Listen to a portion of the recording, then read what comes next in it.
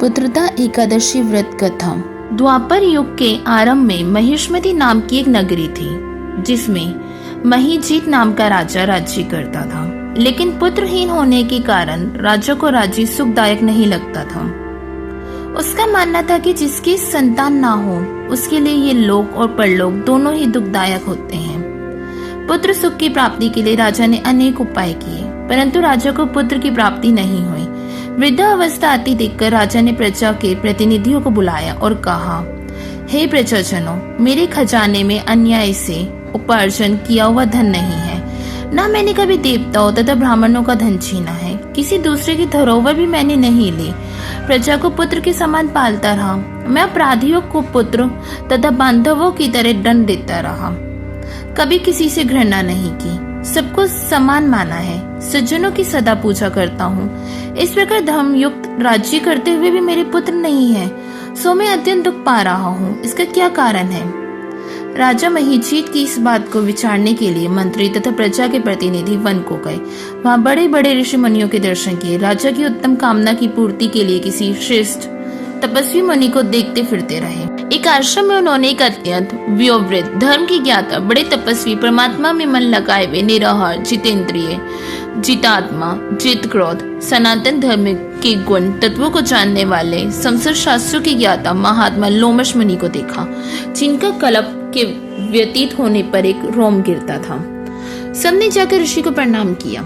उन लोगों को देखकर मुनि ने पूछा कि आप लोग किस कारण से आए हैं? निसंदेह मैं आप लोगों का हित करूंगा।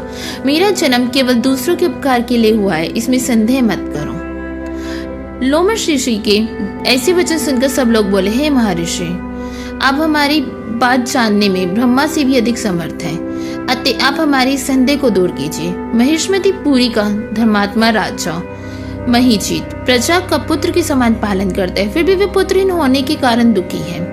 उन लोगों ने आगे कहा कि हम लोग उनकी प्रजा हैं, अतः उसके दुख से हम भी दुखी हैं। आपके दर्शन से हमें पूर्ण विश्वास है कि हमारा ये संकट अवश्य दूर हो जाएगा, क्योंकि महान पुरुषों के दर्शन मात्र से अनेक कष्ट दूर हो जाते हैं। अब आप कृपा करके राजा के पुत्र होने का उपाय बतलाएं। ये वार्ता सुनकर ऋषि ने थोड़ी देर के लिए नेत्र बंद किए और राजा के पूर्व जन्म का वृत्तांत जानकर कहने लगे कि ये राजा पूर्व जन्म में एक निर्धन वैश्य था। निर्धन होने के कारण इसने कई बुरे कर्म किए। ये एक गांव से दूसरे गांव व्यापार करने जाया करता था। एक समय ज्येष्ठ मास के शुक्ल पक्ष की द्वादशी के दिन मध्याह्न के समय वह, जबकि वे 2 दिन से भूखा प्यासा था, एक जलाशय पर जल पीने गया। उसी स्थान पर एक तत्काल की बिहाई हुई प्यासी गौ जल पी रही थी। राजा ने उस प्यासी गाय को जल पीते हुए हटा दिया और स्वयं जल पीने लगा। इसलिए राजा को यह दुख सहना पड़ा। एकादशी के दिन भूखा रहने से वे राजा हुआ और प्यासी गौ को जल पीते हुए हटाने के कारण पुत्र वियोग का दुख सहना पड़ रहा है। ऐसा सुनकर सब लोग कहने लगे कि हे ऋषि, शास्त्रों में पापों का प्रायश्चित भी लिखा है, अतः जिस कारण राजा का ये पाप नष्ट हो जाए, आप ऐसा उपाय बताइए। लोमश मुनि कहने लगे कि ऋषि भी कहते हैं, तुम सब लोग व्रत करो और रात्रि को जागरण करो, तो इससे राजा का ये पूर्व जन्म का पाप अवश्य नष्ट हो जाएगा, साथ ही राजा को पुत्र की प्राप्ति अवश्य होगी। लोमश ऋषि के ऐसे वचन सुनकर मंत्रियों सहित सारी प्रजा नगर को वापस लौट आई। और जब श्रावण शुक्ल एकादशी आई तो ऋषि की आज्ञा अनुसार सबने पुत्रदा एकादशी का व्रत किया और जागरण किया। इसके पश्चात द्वादशी के दिन इसके पुण्य का फल राजा को दिया गया। उस पुण्य के प्रभाव से रानी ने गर्भ धारण किया और प्रसव का समाप्त होने पर उसने एक बड़ा तेजस्वी पुत्र उत्पन्न किया। इसलिए इस श्रावण शुक्ल एकादशी का नाम पुत्रदा पड़ा। अतः संतान सुख की इच्छा हासिल करने वाले इस व्रत को अवश्य करें। इसके महात्म्य को सुनने से मनुष्य सब पापों से मुक्त होता है और इस लोक में संतान सुख भोगकर परलोक में स्वर्ग को प्राप्त होता है। जय श्री हरि।